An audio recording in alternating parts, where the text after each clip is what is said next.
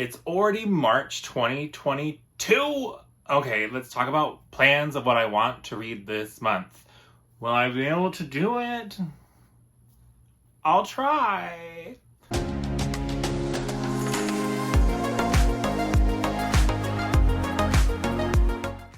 Hi guys, welcome back, Beyond the New and all that jazz. It's time to talk about some books. Today I'm going to be talking about all of the books that I really hope I can get to in March. I'll be talking about a February wrap up probably next week sometime. I'm a little behind where I'd hoped to be in terms of videoing for the next week or so. My mom is in town this weekend, and so we had to do a deep clean of the apartment and all of that kind of stuff. So, oops. But it's all good. I should still be able to stick to my 2 videos a week, Tuesdays and Fridays. I just haven't been able to stick to the time that I wanted to release them, but I don't think anybody cares about that as much as me, so it's fine. So first off, let's talk about some books that I have carrying over from February, because February was not my best reading month. There was stresses at work and things like that, and I just didn't read as much as I would have liked to. Also, I'm not gonna lie, Horizon Forbidden West came out, and I've been watching my husband play the out of that game. Goodbye, robot dinosaurs, die! It's ridiculous. Anyways, I'm so off track. So the first thing I'd like to wrap up in the month of March, would be Assassin's Apprentice, Book 1 in the Farseer trilogy by Miss Robin Hobb. So as you can see, I'm pretty far in. I think I have something like 80 pages left. For whatever reason, this book is just reading super slow for me. Not to say that I'm bored and I'm not enjoying my time with it, but it is just a much slower moving story than I had initially expected. I never expected it to take me almost a week to get through a not even 400 page book, but here we are. So this is the first thing that I should be wrapping up in March. I am also working my way through a couple of different audiobooks. I started Dune last month and got 65% of the way through, and then it just,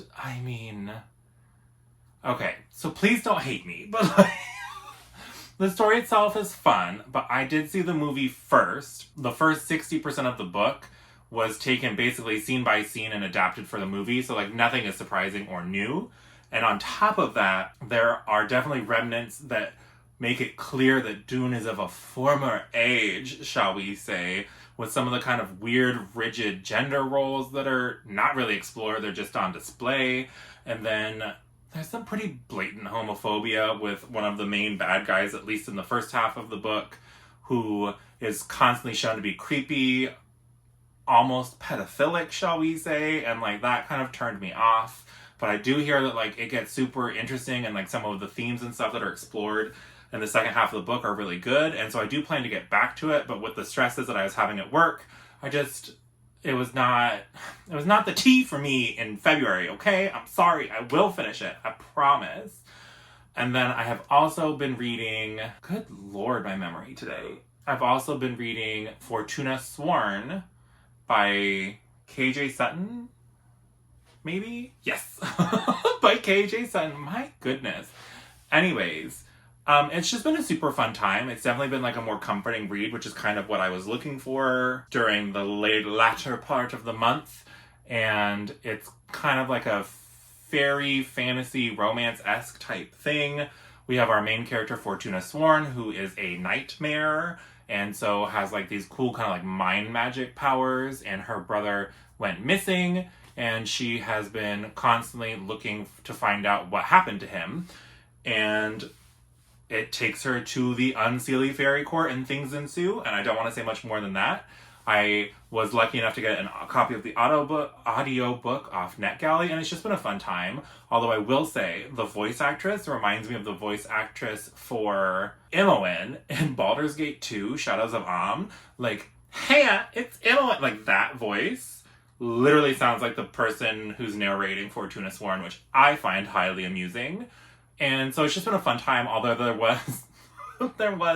was listening to it in the car, playing it through the car speakers when I was going through the drive-thru the other night to get me some Wiener Schnitzel, which, And there was a certain bathtub scene that was happening. And so I had to like really like, no, pause, turn down. So there are some spicy scenes, shall we say, but it's just been a fun time. Hopefully I can finish those 2 audiobooks and Assassin's Apprentice within the first week and a half of the month, and I can jump on the other books that I would like to read. So the other books that I would like to read include Gurzil by a self-published author who likes to go by the name I Anonymous. And this book, from what I understand, is kind of if you took an evil dragon and shoved him into historical fiction. So, I mean, and it's super cool, black and red, like a Stonehenge vibe on the back with like the eye looking at you on the front. And I don't really want to know much more than that. I'm just gonna see how this goes. The author was nice enough to send me a copy of this, and it should be a nice quick read. It just came out on March 2nd, and the second book is being released later this year, so there is still plenty of time to get into this if you're interested in it. And I will have a full video review hopefully next week, but with how my reading has been super slow lately, we'll see. I'll do my best. We then have the first ever read-along hosted by moi, happening over on my Discord, which is linked down in the description below. And we are starting The Faithful and the Fallen by John Gwynne. So this is book 1, Malice. And I've talked about it a lot in recent videos. It just sounds like super epic fantasy at its finest. I do hear that maybe book 1 isn't the best part of the series, and it gets better and better with every book. And I'm just kind of excited to see how I feel, if I agree. Am I going to be a Gwynne stan? I really hope so, because I literally own all 4 of these books. I also own Shadow of the Gods. I also have an Arc of Hunger of the Gods. And so let's all keep our fingers and toes crossed that I am super into this and that I can blast into Shadow of the Gods and Hunger of the Gods in April. So if you're interested, we are mainly starting this read-along like this weekend, next week. There is still plenty of time. And the Discord server has been broken up into chunks of chapters, and there will be spoiler tags and all of that stuff. So you can start whenever you want, but this is what we are reading in March. And should we love it, we'll continue with 1 book of The Faithful and the Fallen every month for the next 4 months until we are all caught up with the series. So if you want to read along and chat along with me in the Discord, please feel free to follow or join that server. I have a link in the description down below. And feel free to join us. I then also have a buddy read going with my friend Leanne at the Book Chamber over on the Bookstagram. And we are continuing the Chronicle of the Unhewn Throne. So this is book number 2, The Providence of Fire. And book number 1 was not my fave. It was okay, but it wasn't good. It wasn't great. It was. I will talk more about that in my wrap-up for February, but, like, there were some things in that book that, you know what I mean? Like, you read it and you have that visceral, like, feeling. That happened a lot for me in that book, but people seem to love this series, and so it was good enough, and there was interesting enough things that I'm interested in, like, carrying on and seeing what happens next. So we're also taking this super slow, like 150 pages a week, spreading it out over the entire month. So hopefully that makes for a better reading experience for me, but we shall see. So then the next thing I need to get to is I was chosen by Escapist Tours. I'll link their Instagram and their Twitter stuff down below. They basically do kind of like digital book tours for different books. And so my stop on the book tour, if you will be a video review that will go up on March 15th. And it's for this book, Heir of Amber and Fire by Rachanee Lumayno. I'm trying, okay? So don't come for me. I know people hate it when people don't look up the pronunciations, but sometimes those pronunciations, my tongue just does not want to wrap around, okay? It's not like long and tubular, so my tongue doesn't want to go on it. I'm sorry. I'm trying. Anyways, so I will have a video review for that up on March 15th, and the book actually releases March 12th. So there is plenty of time for you to check this book out. So let's just dive into the blurb a little bit, shall we? Jenica is a princess on the run from an arranged marriage, on the run from a king whose mysterious plans could completely destroy her beloved home, the magical kingdom of Kalia. And, she hopes, she's running toward the truth of her heritage. To uncover the mysteries of her past, Princess Jenica will have to rely on a dragon seeker and his team to lead her to the creature who once kidnapped her mother. But how can she fully trust her allies when she knows she must betray them? Heir of Amber and Fire is the first book in the Kingdom Legacy series. I am assuming it's YA. The cover looks very YA, but I'm here for that like teal lettering. So we'll see what happens and look out for that video review on March 15th. Moving right along, we then have an arc that I was provided by the publisher of The City of Dusk, which is book 1 of The Dark Gods. And I saw somebody blabbing about it on Twitter, and I was super excited because I heard something about like awesome queer romance, and yes, please. So, the 4 realms, life, death, light, and darkness, all converge on the City of Dusk. For each realm there is a god, and for each god there is an heir. But the gods have withdrawn their favor from the once vibrant and thriving city, and without it, all the realms are dying. Unwilling to stand by and watch the destruction, the 4 heirs, Risha, a necromancer struggling to keep the peace, Angelica, an elementalist with her eyes set on the throne, Tasia, a shadow-wielding rogue with rebellion in her heart, and Nick, a soldier who struggles to see the light, will sacrifice everything to save the city. But their defiance will cost them dearly. That just sounds like a good old time. I'm excited to check it out. So we'll see how that goes. I don't know. There's not very many reviews up for it. I mean, I guess there's like 100 reviews, but that's really not a lot. It comes out on the 22nd of March.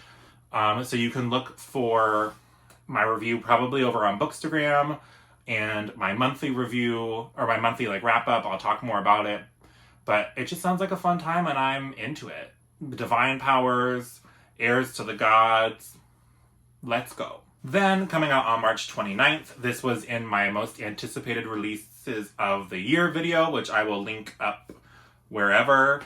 And that is A Magic Steeped in Poison by Miss Judi I. Lin.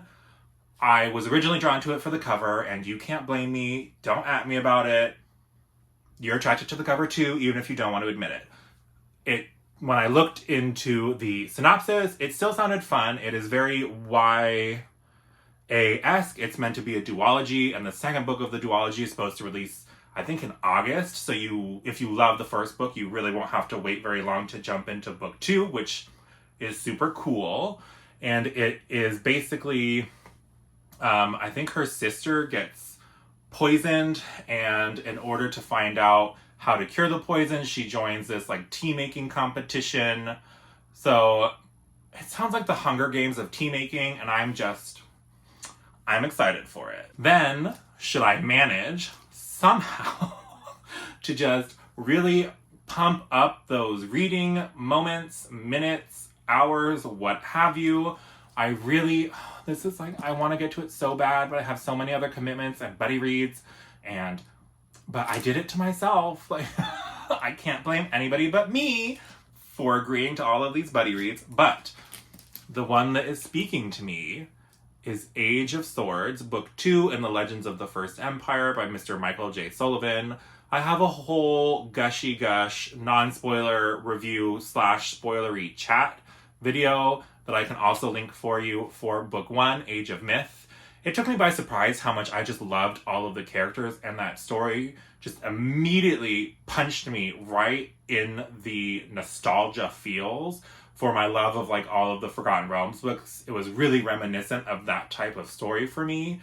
And so I got sucked in, I loved it, and then some hoe at the friggin' library had this book checked out for so long. And so I finally managed to snag it, and I will be renewing my hold on this book for as long as I can because I really want to get to this. So I hope I do.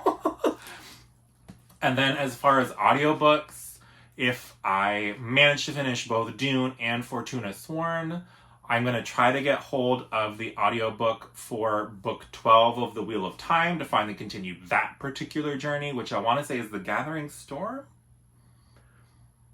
Maybe? I don't know. My journey with The Wheel of Time was very up and down, but I feel like it has finally been long enough that I am kind of like, I find myself randomly thinking about those characters and wondering what happens next. And so I think I'm finally ready to jump into book 12 and start pushing in towards the end of The Wheel of Time, because I only have 3 books to go. So I hope I can get to that, and I hope I can make it to everything else on this video. It's hard because everything sounds good. I want to read everything, and I'm trying to not have that existential crisis of I will never be able to read all the books. But it's okay. I'll be okay. We'll be okay. We'll read lots and lots of books, don't you worry. But that is all I have for you guys today. I hope you enjoyed this video. If you did, please think about giving it a like. And if you haven't already, please subscribe if you want to see more bookish stuff like this from me. Other than that, I hope you have a great rest of your day, and I'll talk to you again soon. Bye!